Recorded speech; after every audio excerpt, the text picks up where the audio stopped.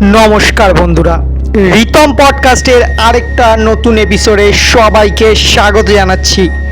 আজকে তোমাদের সাথে শেয়ার করতে চলেছি পার্ক স্ট্রিটের একটা সাংঘাতিক ভৌতিক অফিসের সত্য ভৌতিক ঘটনা। যদি তোমরা আমার ভিডিও ফেসবুক থেকে দেখো, ফলো করে নিও। ইউটিউব থেকে দেখলে সাবস্ক্রাইব করতে ভুলো না। তো চলো আজকের গল্পটা শুরু করা যাক। আজকের গল্পটা আমাকে মেল করে পাঠিয়েছেন বাবাই দাস দাদা যেভাবে গল্পটা মেল করেছে তোমাদের সামনে ঠিক সেইভাবে তুলে ধরার চেষ্টা করলাম। আমার নাম বাবাই দাস, আমার বাড়ি জগদ্দল। আজকে যে ঘটনাটা তোমাদের সাথে শেয়ার করছি সেটা আমি এখনো পর্যন্ত ভাবলে আমি কেঁপে উঠি। রাতে মাঝে মাঝে স্বপ্ন আসলে এখনো ঘুম ভেঙে যায়। গল্পটা আমার লাইফে ঘটে 2022 সালে। তখন আমার লকডাউনের কারণে চাকরি চলে যায়।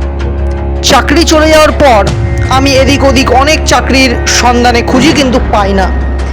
2022-এর একদম লাস্টের দিকে 2023 পড়বে ওরম টাইম আমি পার্ক স্ট্রিটে একটা অফিসের সন্ধান পাই অনলাইনে জব পোর্টাল থেকে। বলে দিই তার আগে আমার বয়স 2022-এ। তখন আমি ওই জবটার জন্য অ্যাপ্লাই করি এবং ইন্টারভিউ দিই।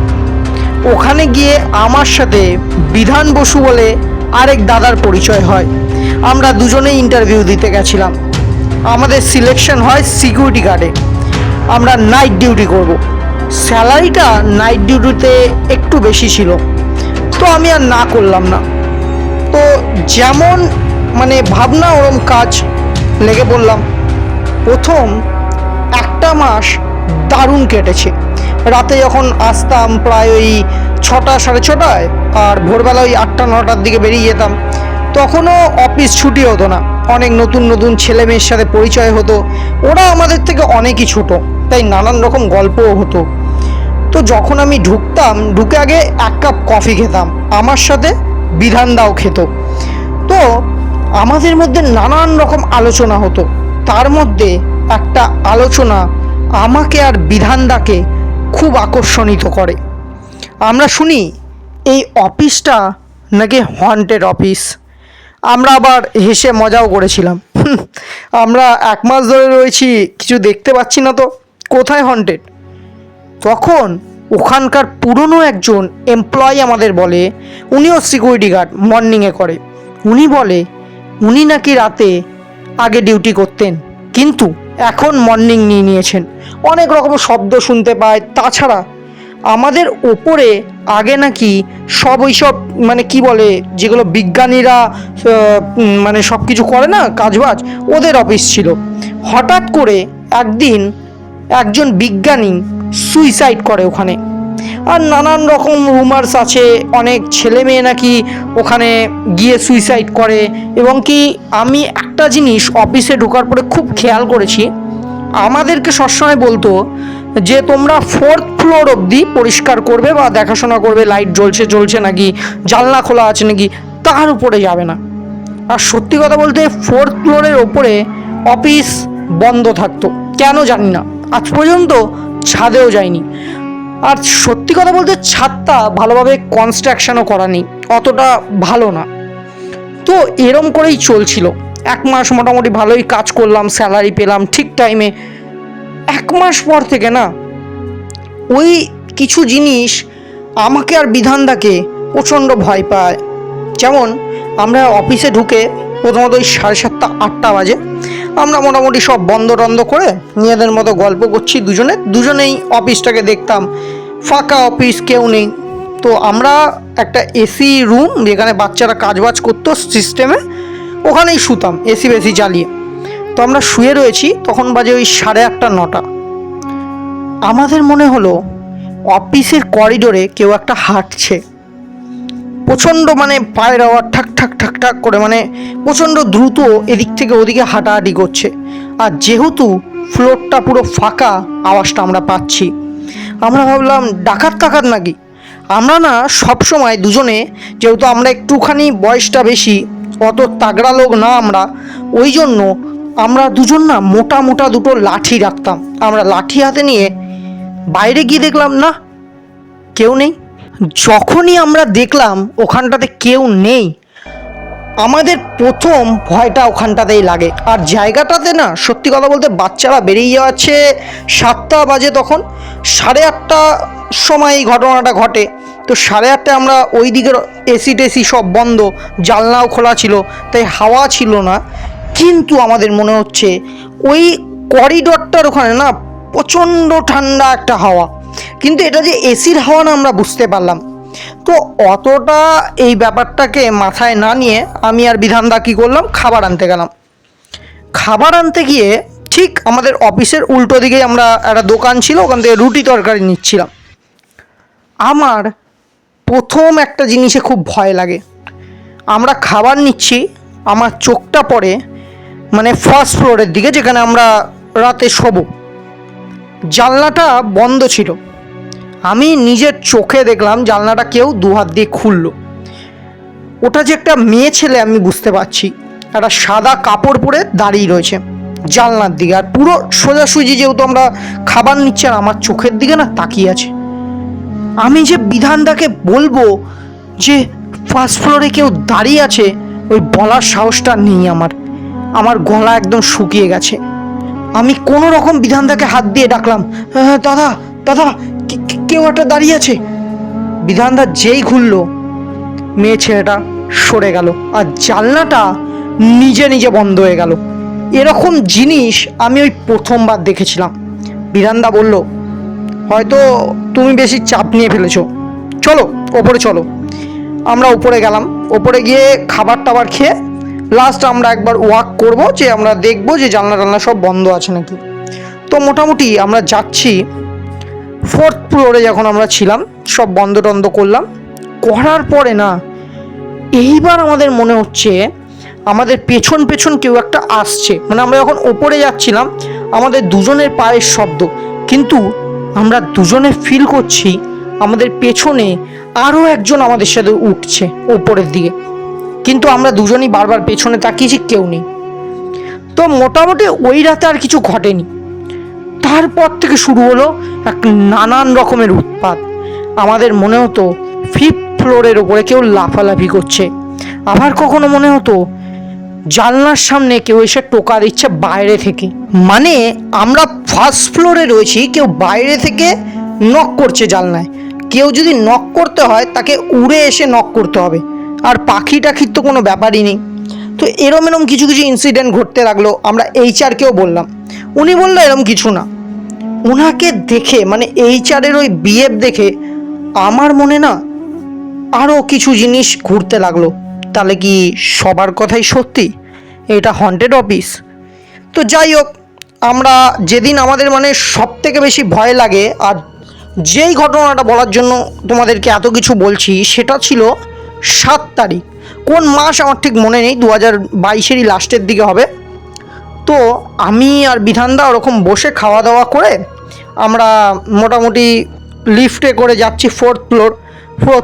4th ফ্লোর থেকে চেক করে ফার্স্ট ফ্লোরে আসবো। আমরা 4th ফ্লোরেই দাঁড়িয়েছিলাম লিফটে উঠে। আমরা সিধা চলে যাই 10th ফ্লোর, একদম ছাদে। এবার যতবার লিফট দাবাচ্ছি না, লিফট কাজ করছে না।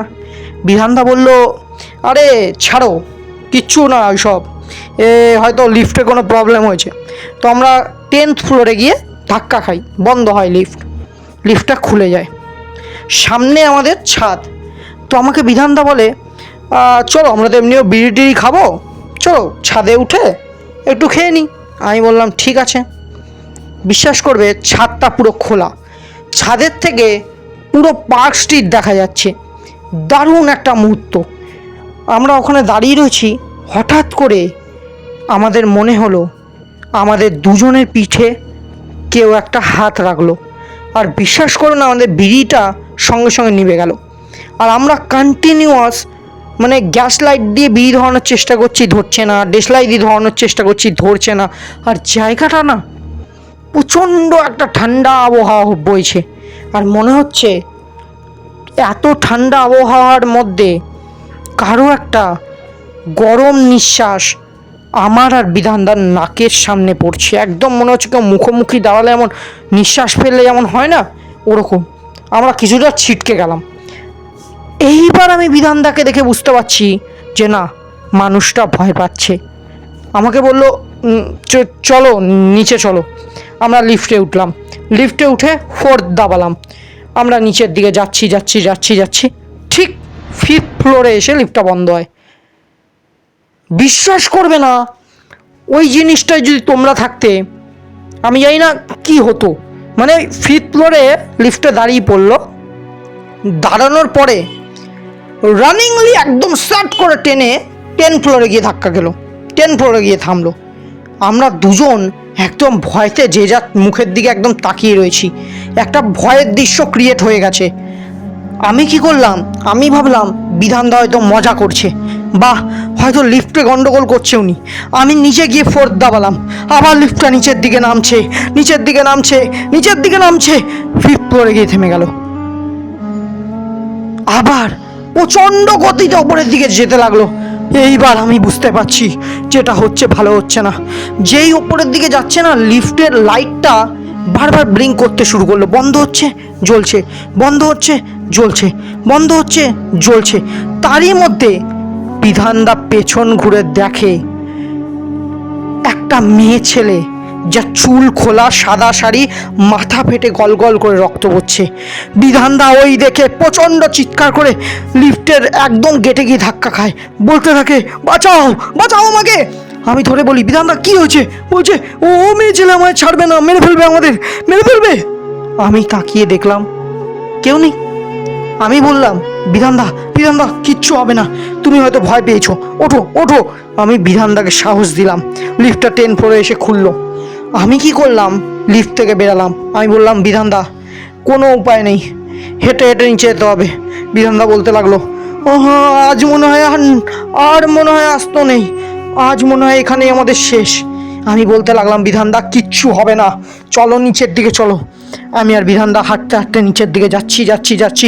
ঠিক আমাদের বিশ্বাস করো কোনো জায়গাতে ভয় লাগেনি, শুধু একটা পচা, মানে কোনো কিছু একটা মরে গেলে যেমন গন্ধ ছাড়ে না, ওরম গন্ধটা পুরো নাকে ভাসছে।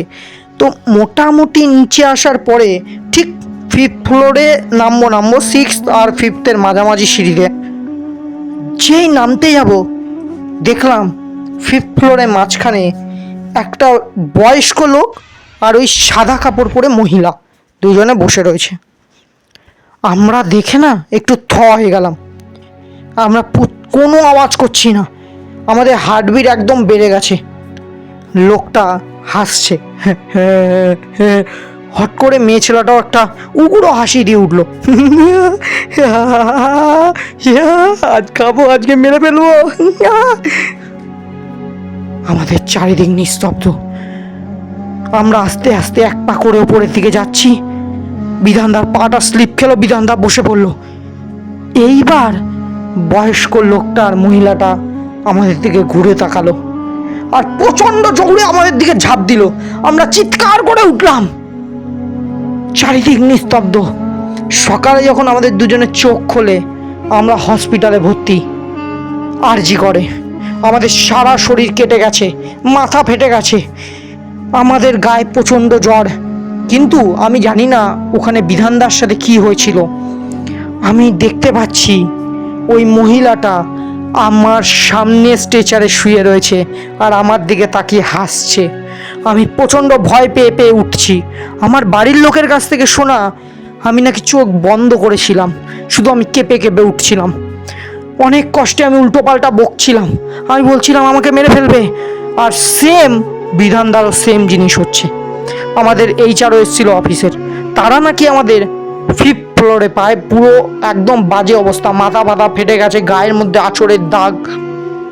ওরা হয়তো বলছে নেশা করে আমরা মারামারি করেছি, কিন্তু আদার্স আমাদের ফ্যামিলির লোক বলছে এটা মেয়ে ছেলের হাতের দাগ। আমাদের নামে বদনাম দেওয়া হয়, আমরা নাকি অফিসের মধ্যে কোনো মেয়ে ছেলে নিয়ে এসেছিলাম। যাই হোক, ওরা হয়তো ওদের অফিসের রেপুটেশন বাঁচাতে চেয়েছিল। তো যাই হোক, আমাদেরকে বাড়ি নিয়ে আসা হয় একটুখানি জ্বরটা কমলে। 2 দিন ভর্তি ছিলাম। তারপরেও স্বপ্নের মধ্যে আমার আর বিধানদার একই অবস্থা। ওই বয়স্ক লোক আর মেয়ে ছেলেটা আমাদের কখনো গলা টিপে দিচ্ছে, কখনো হাসছে, এমনকি আমার মনে হতো আমাদের আশেপাশে কেউ একটা ঘুরছে। এই ভয়ে আমরা কেঁপে কেঁপে উঠতাম। শেষে একদিন আমাদের বাড়ির সামনে এক কালী ঠাকুরের পূজারি থাকে, ওনাকে ডাকা হলো। উনি এসে আমাকে দেখেই বলল আমার উপরে নাকি প্রেতের চোখ পড়েছে, সে আমায় ছাড়বে না, সে রক্ত চোষা ডাইনি, সে আমার শরীরের কিছু কিছু করে করে রক্ত খেয়ে নিচ্ছে। আমার বাড়ির লোক ভেঙে পড়ে, অনেক বড় করে পুজো দেওয়া হয় আমার বাড়িতে। শেষে আমার সেই কোম্পানির জামা প্যান্ট সব আগুন দিয়ে জ্বালিয়ে দেওয়া হয়, আমাকে 3খানা তাগা পরানো হয়। তারপরে ঠিক ওই দেখতাম, এরম বলবো না যে দেখতাম না, ওদেরকে দেখতাম, ওরা হাসতো আমাদের দেখে, কখনো অ্যাটাক করতো আমাকে। ধীরে ধীরে ধীরে ধীরে গিয়ে 1 মাস পরে আস্তে আস্তে কমতে কমতে জিনিসটা আমাকে ছেড়ে দেয়। দেন বিধানদার বাড়িতেও ওই লোক যায়। বিধানদা 1 মাস অনেক কষ্ট পেয়েছে। উনি খুব মোটা সোটা রোগ ছিল, কিন্তু উনি না একদম পাতলা, একদম মানে মনে হবেই না ওটা বিধানদা, একদম রোগা হয়ে গেছিলো। ওনার শরীরের মনে হয় সব রক্ত কেউ চুষে খেয়ে নিয়েছিল। তো যাই হোক, ওনার বাড়িতেও আমরা এই পূজারীকে পাঠাই আর উনি ভালো হয়। এই ছিল আমাদের লাইফে 2022-এর একটা সাংঘাতিক ঘটনা। যদি তোমার ভালো লেগে থাকে, তোমার শ্রোতাদের পড়ে শোনাতে পারো, মেল করলাম। ফার্স্ট বলি, আজকের এই গল্পটা আমার দারুণ লেগেছে, অসাধারণ। তোমাদেরও যদি ভালো লেগে থাকে বা একটুখানিও ভয় পেয়ে থাকো, তাহলে তোমার বন্ধুদের সাথে শেয়ার করে ওদেরও ভয় পাওয়ার সুযোগ করে দিও। লাইক, শেয়ার, সাবস্ক্রাইব করো, কমেন্টে জানিও গল্পটা কেমন লাগলো। আর হ্যাঁ, আমার ডিসক্রিপশানে আমার মেল আইডি দেওয়া আছে ritam91558@gmail.com। তোমাদের লাইফে এরম ঘটে যাওয়া গল্প বা শোনা যদি কোনো গল্প থাকে, অবশ্যই লিখে পাঠাতে পারো, আমি নিজের ভাষায় পড়ে শোনাবো। আজকের জন্য এইটুকু। ফিরে আসবো আবার কোনো নতুন ভয়ের গল্প নিয়ে, আবার ভয় পাওয়াতে ফিরে আসবো নতুন কোনো অধ্যায় নিয়ে। আজকের জন্য এইটুকু, টাটা।